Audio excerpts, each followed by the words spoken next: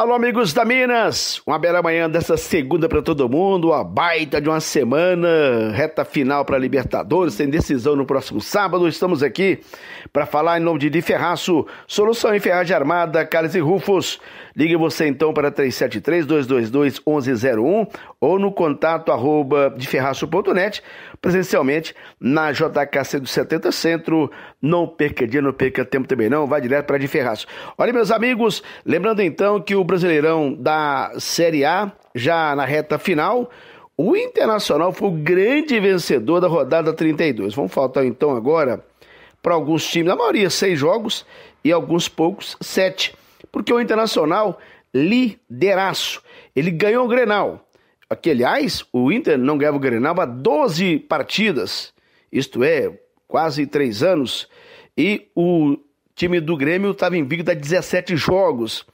E, evidentemente, deu Internacional de virada 2-1, o Inter empatou o jogo aos 44, foi fazer o gol de vitória aos 52, segundo tempo, e o Internacional contou com o empate do São Paulo, com Curitiba, derrota do Flamengo para o Atlético do Paraná, derrota do Galo para o Vasco da Gama, derrota do Palmeiras para o Ceará, e ele bateu o Grêmio.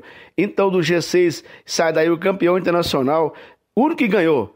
O São Paulo empatou, o Flamengo perdeu, o Atlético perdeu, o Palmeiras perdeu, ele bateu no Grêmio, ou seja, o Internacional tem hoje 4 pontos à frente do segundo colocado São Paulo. Sobre o Flamengo, o terceiro tem 7 a menos. Tem um jogo mais para fazer, então 7 pode virar 4. O Galo está 8 pontos atrás do Internacional. Joga ainda com o Santos, joga mais para fazer, 8 pode virar 5. E o campeão sai desses 4 aí, porque o Palmeiras, 11 pontos abaixo, e ele tem um jogo para fazer a mais. Pode virar 8, mas o problema é que o Palmeiras já joga a final de Copa do Brasil, da Libertadores, digo, se ganhar sábado que vem, vai viajar para o Catar, aí esquece o brasileiro, não dá mais, o Palmeiras não briga mais, está fora. E o Grêmio, o Renato apelou, que não foi pênalti, realmente, tal, já apelou, ameaça botar time reserva em campo. O Grêmio tem a final da Copa do Brasil com o Palmeiras, e aí tem 11 de diferença, um jogo mais para fazer aqui com o Flamengo, e aí pode virar 8. Faltando 6 rodadas, amigo, não dá. O campeão sai do Internacional, o único que depende só dele. Do São Paulo, 4 pontos a menos. Do Flamengo, 7 a menos, pode virar 4 se ele ganhar o que falta, que é contra o Grêmio. E o Galo, 8 pode virar 5 se ganhar o que falta também. Está muito na mão do Internacional, que na verdade não é campeão desde 1979. Mais tempo que ele, de jejum, só o Galo, campeão em 71. A Minas transmitiu ontem também o jogo internacional contra o Grêmio Grenal. O gol da vitória do Inter foi aos 52 segundo tempo, último lance do jogo. Vitor de Castro veio assim, o gol de Edenilson. O Inter tá com a mão na taça. Vai, Vitor! Autoriza, vai partir o Edenilson por ali, atenção, correu o Edenilson, é ele contra o Vanderlei, foi fraquinho, bateu, é gol! Gol importantíssimo pro Internacional de Porto Alegre aos 52, comemora muito a equipe do Internacional, grande resultado, tudo, absolutamente tudo deu certo pro time do Inter nessa rodada. O vice São Paulo empatou em casa, o terceiro Flamengo perdeu, o quarto Atlético Mineiro perdeu, o quinto Grêmio perdeu pro Inter, o sexto Palmeiras perdeu, todo mundo perdeu, só o Inter ganhou nessa rodada. Comemora demais Abel Braga, ele que foi questionado, ele que foi descartado, ninguém queria e vai ser demitido campeão, irmão. Ele vai entregar o Internacional pro Miguel Ramírez. Entrar no diretoria do Internacional campeão depois de 1979. Se o Inter levar o caneco, terão que colocar lá uma estátua do Beira-Rio pro Abelão. E é merecido. Tá aí o gol do Internacional. E o Galo, hein? Que papelão. Chegou a tomar de 3-0 do time do Vasco Rio de Janeiro, fez 2 golzinhos, perdeu de 3-2. Situação está bem complicada, são 8 pontos abaixo do Internacional. Claro que joga depois de amanhã, aliás, amanhã com o Santos, se ganhar, aí põe diferença para 5 pontos, vai ficar difícil. E São Paulo falou assim da derrota, mais um do Galo, e a distância que tem para o time do time do Internacional, São Paulo. El equipo siguió buscando, intentando, otra contra, en la segunda llegada nos terminó haciendo el 2-0. Bueno, todo fue cuesta arriba, el equipo siguió buscando, siguió generando, siguió atacando. Lamentablemente nos encontramos con el tercer gol, en una jugada totalmente aislada y seguimos buscando, hicimos 2 goles, podríamos haber hecho un gol más, pero pagamos muy caro errores no forzados que nos hubieran dado la victoria que Otimi fue a buscar y que realmente en algún momento mereció. O pênalti perdido tão cedo desarticulou ou desconcentrou o time? Un penalti perdido psicológicamente afecta, enseguida del penalti viene el gol de Eles, eso fortaleció a Vasco en la disputa, en las acciones, y nos obligó a salir más y a buscar más, y bueno, se dio el partido, no pudimos quebrarle el gol antes para que cambie la estructura del juego, y eso favoreció a la fase defensiva de Vasco. Nos seguimos buscamos, dominamos todo el juego y lamentablemente nos vamos derrotados en un partido donde por cómo se dio tuvimos todo el dominio y no pudimos establecerlo en resultados. Não sei se convenceu o São Paulo. Vamos então a Belo Horizonte. Afonso Alberto, o Galo então vê o título ficar muito longe. De novo, hein, Afonso? Bom dia. Alô, Afonso Alberto. O Atlético deixou mais uma vez escapar a grande oportunidade de seguir com mais chances de ser campeão brasileiro. Ao perder para o Vasco num placar 3-2, ficou até de bom tamanho para o Atlético, né? Porque poderia ter sido 3-0, 4-0. Acabou sendo 3-2. Mas uma derrota que complica a vida do Atlético matematicamente ele ainda continua tendo a oportunidade de chegar, mas agora ele vê Flamengo, ele vê Inter, ele vê São Paulo, todos à sua frente, e o Grêmio fungando no cangote do Galo, ali para chegar. A distância do Inter aumentou com a vitória do Inter no último minuto de jogo diante do Grêmio, e o Atlético luta ainda com as forças que tem. Não dá, eu disse no comentário que fiz, também na jornada de sábado à noite aqui na Rádio Minas, de que não dava para colocar na conta do São Paulo essa derrota. Eu coloquei na conta dos jogadores do Atlético de erros individuais. O Atlético foi um todo errando, todo mundo errou.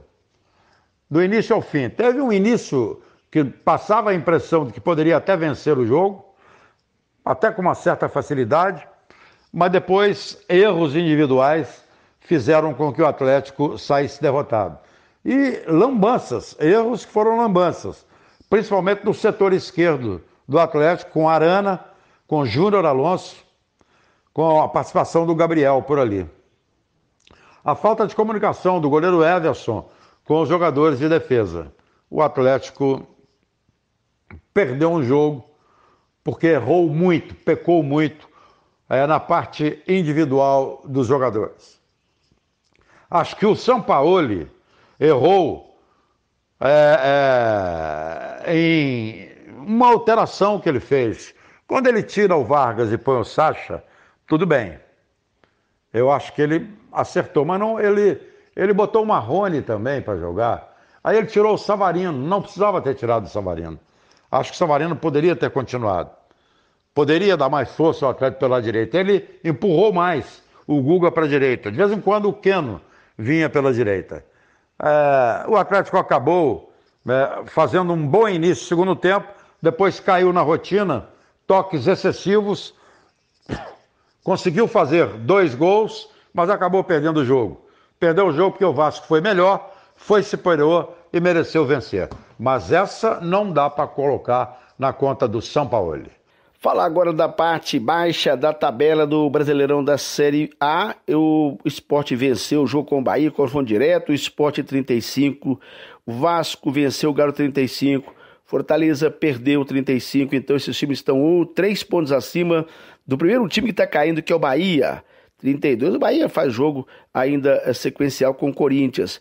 O Goiás fez 4-3 no Santos, virada, 29 pontos, menos 6, Curitiba menos 7, e o Botafogo perdeu o Fluminense 2-0 ontem à noite, então o Botafogo está rebaixado, não tem jeito, são 15 pontos, 12 pontos a menos da linha de salvação, faltando 6 rodadas, o Botafogo está rebaixado, aí vão ficar essas 3 vagas para Bahia, para Goiás, para o Curitiba, e é claro para o Sport Vasco, que Fortaleza também nessa bica aí.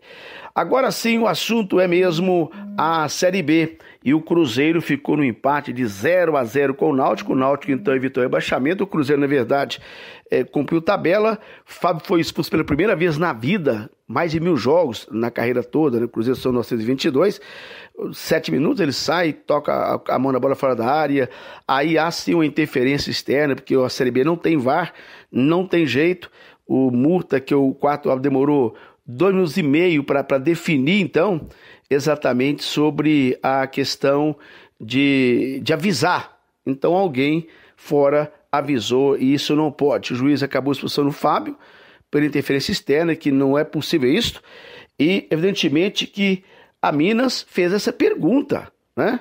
A pergunta foi dada porque no momento da expulsão do Fábio teve um bate-boca do Filipão com o Gabriel Murta, quarto árbitro. Registrar a pergunta da Minas, que não foi respondida pelo Cruzeiro, não. Lima, Rádio Minas. Filipão, o repórter do Premier, Elton Novaes, colocou em rede social agora há pouco que presenciou e ouviu a discussão sua com o Gabriel Murta, quarto árbitro, no lance que propiciou a expulsão do goleiro Fábio. Na discussão, o senhor disse, segundo Elton Novaes, que é por conta dessas questões, como a expulsão do Fábio de forma absurda, que eu, no caso você, Filipão, você teria dito que vai largar o futebol e que será hoje. Pergunto, o senhor segue no futebol ou deixa hoje o futebol, Filipão? Antes do Filipão, deixa eu trazer aqui Afonso Alberto em Belo Horizonte. Afonso, o jogo em si e o Cruzeiro não respondeu. Bom dia, Afonso, de novo. Alô, bom dia. Olha, ontem no Independência, a despedida do Cruzeiro de Belo Horizonte do Campeonato Brasileiro Série B, em Belo Horizonte, nos seus domínios, na sua casa, foi melancólica. Aquele empate 0-0 com o Náutico foi horroroso, Porque, gente, nós estamos falando de Náutico e Cruzeiro. Com todos os problemas, com tudo que o Cruzeiro passa, é o Cruzeiro. E o Cruzeiro não jogou absolutamente nada como não vem jogando desde o início da competição. Eu, no comentário ontem, na nossa jornada esportiva, eu fui muito claro. Eu disse que o jogo começou com a equipe do Náutico atacando e o jogo acabou logo em seguida, com 13 minutos de jogo, na expulsão do Fábio. Com a expulsão do Fábio acabou o jogo, não tem mais nada, acabou, não tem mais nada para comentar. Eu não tive absolutamente nada para falar no intervalo do jogo. Eu não tive absolutamente nada para falar pós-jogo. O que a gente comenta muito, e eu coloquei nas redes, coloquei no meu programa ontem à noite também, é que a conversa do Filipão com o quarto árbitro, o Gabriel, a respeito da expulsão do Fábio, nessa conversa o Filipão disse a ele, por motivos como este, coisas assim, é que me levam a largar o futebol. E vai ser hoje. Quer dizer, ele ia largar o futebol hoje, que era ontem. Depois do jogo ele ia largar o futebol. Quem presenciou essa declaração, essa conversa, foi o repórter Elton Novaes, da Globo, que é daqui de Divinópolis.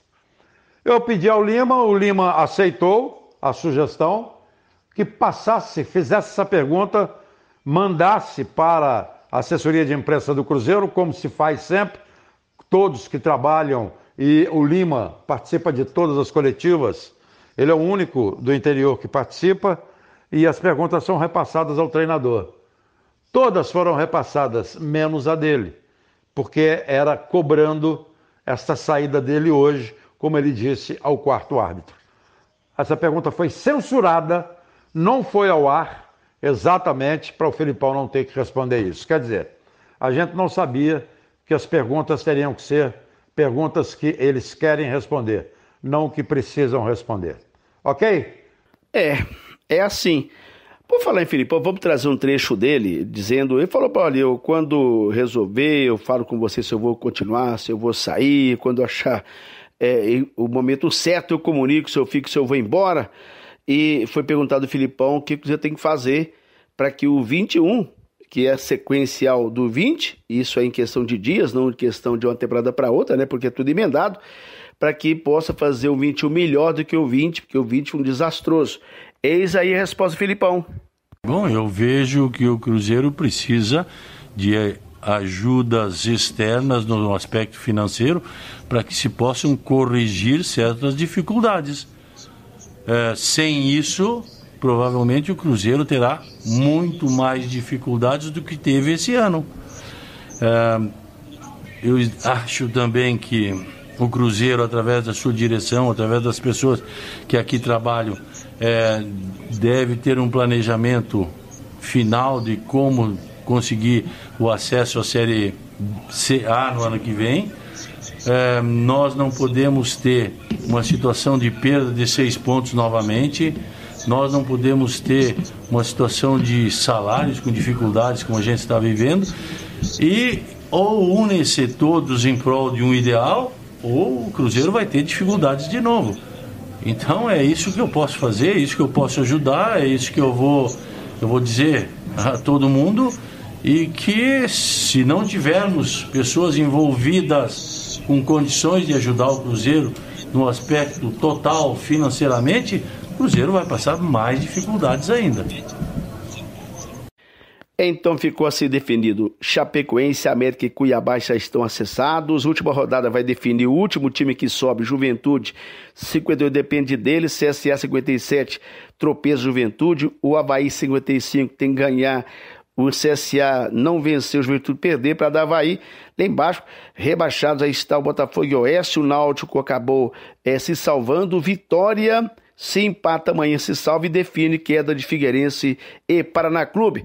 É isso, pessoal. A gente volta amanhã para falar mais de Série A, Série B e Libertadores. Sábado a Minas transmite Palmeiras com o Santos. Grande abraço. Até lá.